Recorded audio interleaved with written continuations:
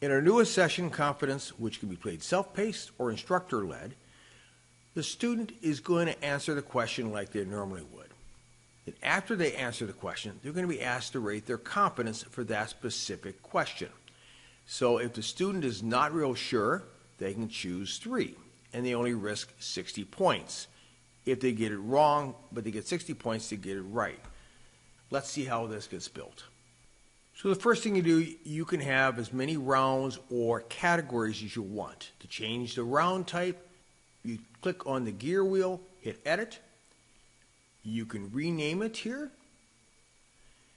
The Likert scale is going to be default. And you can choose the number you want in the scale. So in this example, we have 1 to 5, and we're going to start it at 1.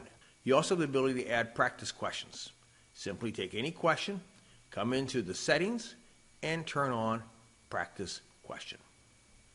That's it. As always, if you have any questions or comments, feel free to contact us at support@c3softworks.com.